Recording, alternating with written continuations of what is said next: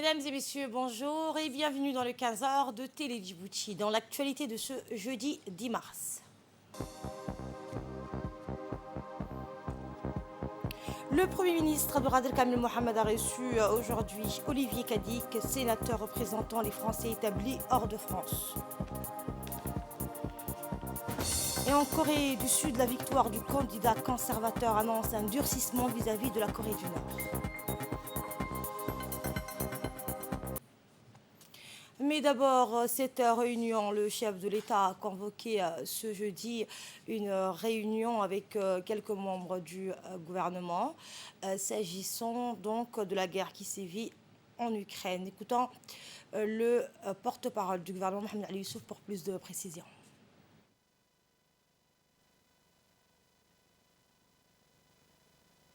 Le chef de l'État a convoqué aujourd'hui une réunion très importante où étaient présents un certain nombre de ministres, dont le ministre du Commerce et le ministre du Budget, ainsi que le ministre de l'Énergie et la ministre de la Solidarité et des Affaires sociales. La guerre qui sévit en Russie, et entre l'Ukraine et la Russie, a des impacts sur l'économie mondiale. Et quand il y a un impact sur l'économie mondiale, il y a également un impact sur l'économie djiboutienne. Aujourd'hui, le président de la République a souhaité qu'un plan de contingence soit mis en place, un plan de mitigation également, parce que l'augmentation des prix du pétrole sur le marché mondial nous pose problème en ce moment.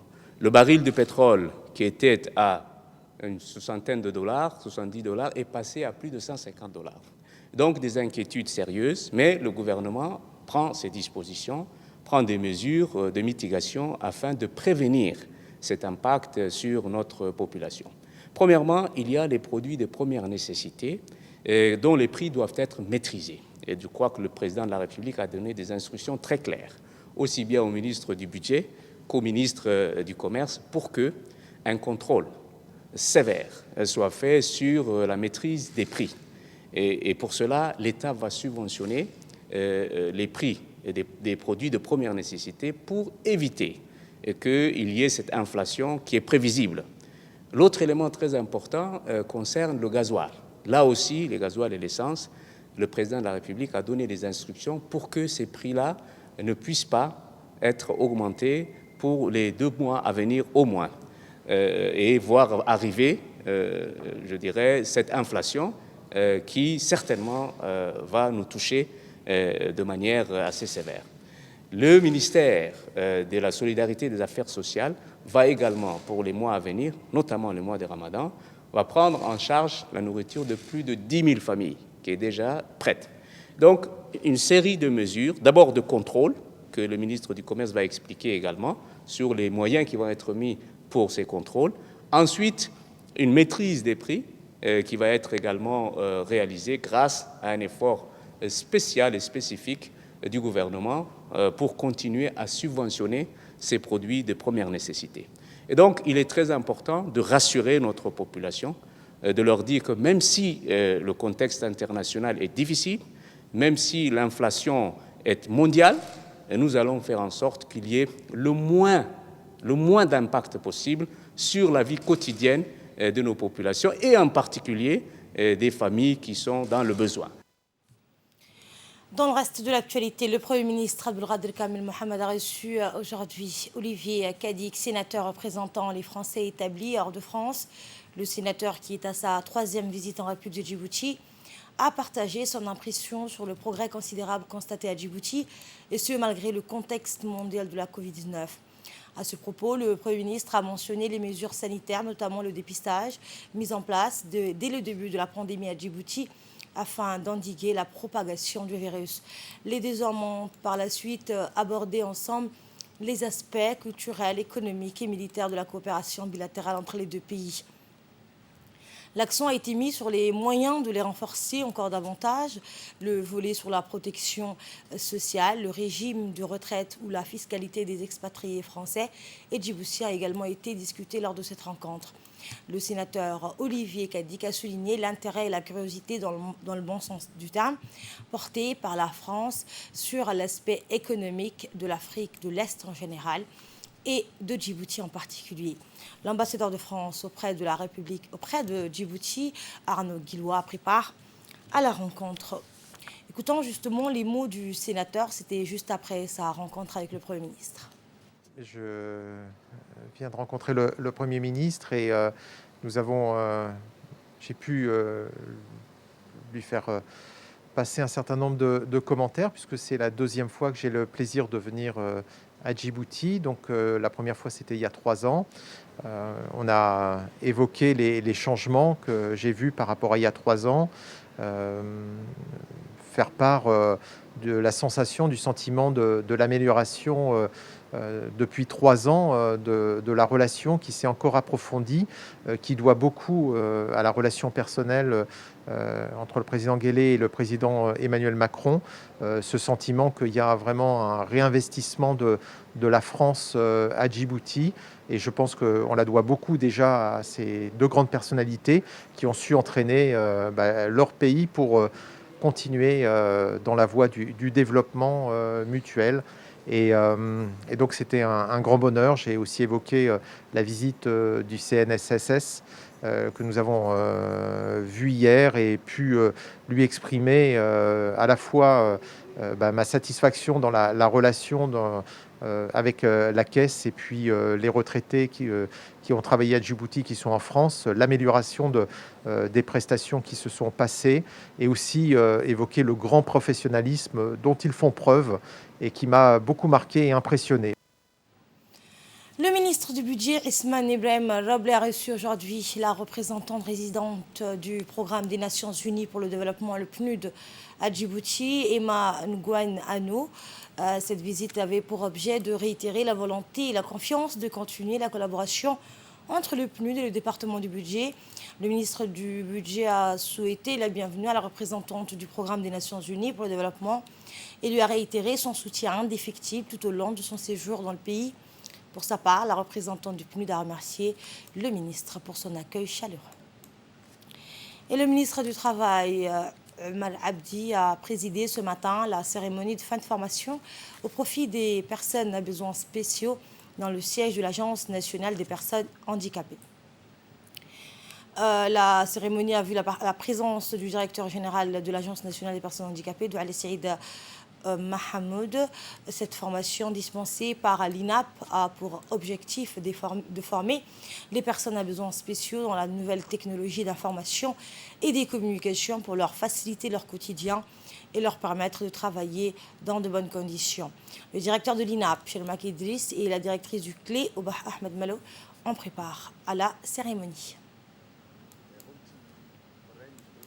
Écoutons un extrait de l'intervention du ministre du Travail, M. Omar Abdi. C'est un réel plaisir pour moi de présider cette cérémonie de clôture de la session de formation en gestation et suivi des projets dispensés au profit des agents et cadres de l'Agence nationale des personnes handicapées ANPH. Cette formation à la carte inclut un module spécifique sur l'initiation au logiciel de base. Ainsi, une vingtaine de jeunes vivant avec un handicap ont pu bénéficier du numérique. Cela me donne l'occasion de saluer les actions accomplies par l'ANPH à la tête de M. Douaï Saïd Mahmoud. Cette institution dédiée à la promotion des droits des personnes à besoins spéciaux a fait une avancée considérable en l'espace de quelques années pour faire progresser la cause des handicapés. L'équité et le devoir de solidarité sont les préoccupations majeures du gouvernement. Cette volonté d'introduire une dimension sociale dans la politique publique et d'investir dans la famille, l'individu, s'est concrétisée par la création de cette nouvelle agence. Placée dans le cadre du projet de renforcement des capacités du volet formation professionnelle, l'Agence nationale des personnes handicapées, en collaboration avec l'Institut national d'administration publique, l'INAP, a procédé donc à la remise des certificats sur le perfectionnement en gestion de projets et suivi et évaluation des programmes au cadre de l'Agence nationale des personnes vivant avec un handicap. Cette cérémonie a vu la participation du ministre du Travail, chargé de la formalisation et de la protection sociale, du directeur de l'INAP, de la directrice du CLE, du directeur général de la NPH et les responsables des instituts.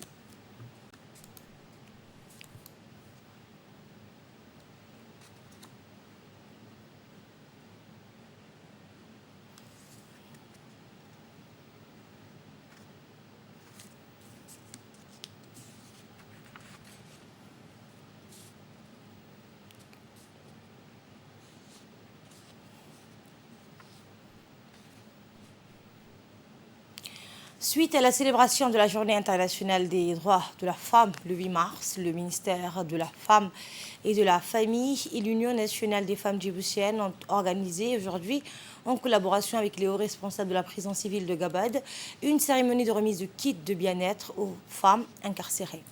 Cette cérémonie, présidée par Madame la ministre de la Femme et de la Famille, Mouna Ousmane Aden, a permis à une trentenaire des femmes et jeunes filles détenues et de bénéficier de ce don.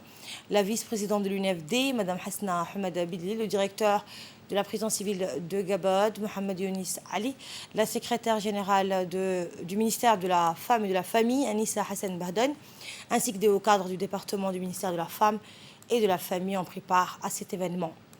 Dans son mot de bienvenue, le directeur du pénitencier a remercié le ministère de la Femme et l'UNFD pour ce geste louable et humanitaire en faveur de leurs consoeurs détenus. Pour sa part, la ministre de la Femme et de la Famille a remercié le directeur et son équipe pour leur accueil chaleureux et a salué également le travail remarquable qu'ils accomplissent chaque jour. Elle a souligné que son département continuera à travailler en étroite collaboration avec le pénitencier de Gabad et que cette visite ne serait pas la dernière. La ministre et sa délégation ont par la suite effectué, vous le voyez à l'image, une visite guidée des locaux de couture et d'alphabétisation du centre de la prison civile de Gabon. Je vous souhaite la bienvenue à la prison civile de Gabon. En cette heureuse occasion, je voudrais remercier pour sa présence son Excellence Madame la ministre de la Femme et de la Famille pour la remise d'un don de kits de bien-être aux femmes incarcérées à la prison civile de Gabon dans le cadre de la Journée internationale de la femme. Il s'inscrit dans la politique de son Excellence, c'est le président de la République, Al-Haj Ismaël Omar Guelleh, d'assister et d'aider la population carcérale en général, et plus particulièrement les plus vulnérables. Pour ma qualité de directeur de structure pénitentiaire, je vous remercie énormément de ce geste altruiste en faveur de la population carcérale qui participe à leur bien-être et qui améliorera leur quotidien en prison. Cet événement prouve aux femmes détenues que la célébration de la Journée internationale de la femme est aussi la leur. Je profite de cette occasion pour remercier le ministre des tutelles, Ali Hassan Bahdon, qui a donné la priorité au bien-être de la population carcérale et que nous accompagne constamment dans l'accomplissement de notre mission, en contribuant aussi à la mise en place des politiques de formation envers les détenus par genre, par intérêt et utilité. Avec son appui, nous comptons très bientôt organiser des activités génératrices de revenus aux détenus, afin d'améliorer leur vie et celle de leur famille, Inch'Allah. Enfin, je tiens à remercier et à souhaiter une bonne fête, d'une part aux femmes de la garde pénitentiaire, officiers, sous-officiers et femmes de rang, et d'autre part aux femmes détenues. Merci beaucoup pour votre attention. Dans le cadre de préparatifs des élections communales et régionales qui aura lieu demain, 11 mars, le préfet de Tadjoura, Hassan Dabali, a reçu les présidents de bureaux de vote de toutes les localités et ceux de Tadjoura-Ville. Le nombre des électeurs à Tadjoura est de 18 400 inscrits avec 56 bureaux de vote dans 10 à Tadjoura-Ville. Il importe de souligner que la tenue des premières élections régionales et communale dans notre pays, qui est engagée depuis de longues années dans un processus de décentralisation visant à permettre aux communautés de prendre en main leur destin en créant les conditions d'un rapprochement entre pouvoir public et société civile, remonte à 2007.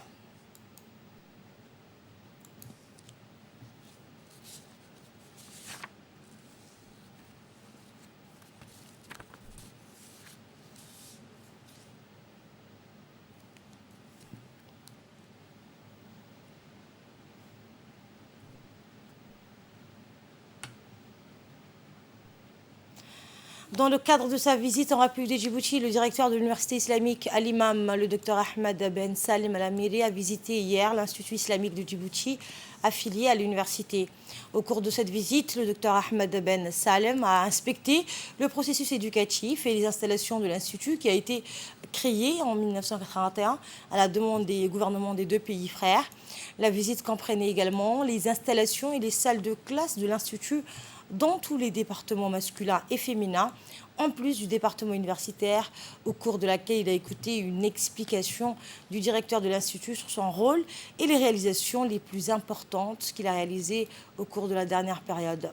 Le docteur Al-Amiri a également écouté les membres du corps professoral et les étudiants en classe qui ont passé en revue les progrès du processus éducatif au cours de la période actuelle et leurs aspirations pour la période à venir. Il a également suivi une présentation culturelle centrée sur les coutumes et traditions du peuple djiboutien et du Royaume frère d'Arabie Saoudite qui ont été présentés devant les étudiants de l'Institut islamique. D'autre part, le président de l'université islamique à l'imam a tenu une réunion avec les enseignants où les discussions donc ont porté sur les moyens de développer le processus éducatif dans cet édifice éducatif donc, qui est affilié au Royaume d'Arabie Saoudite.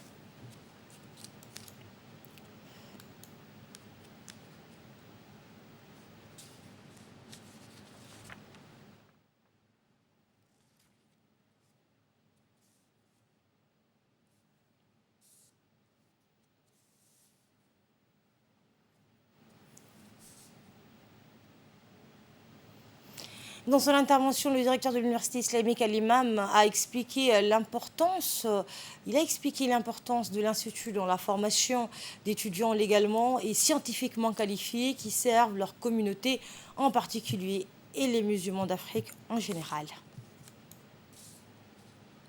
Et dans l'actualité internationale, les troupes russes poursuivent leur avancée vers Kiev, qui vivent 2 semaines après le début de l'invasion de l'Ukraine. Les colonnes de chars ne se trouvent plus qu'à une quinzaine de kilomètres de la capitale.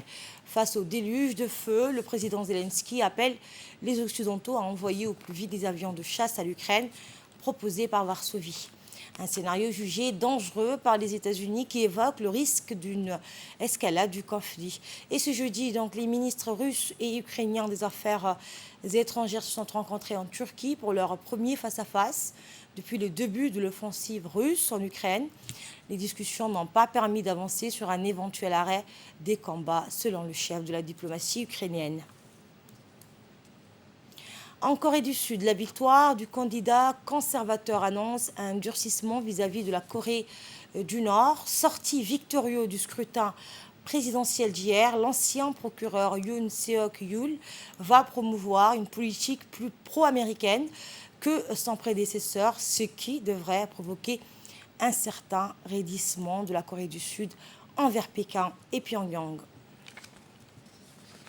Et c'est la fin de cette édition. Merci infiniment de l'avoir suivi. J'aurai le plaisir de vous retrouver à 22h pour un nouveau journal. Excellent week-end à toutes et à tous.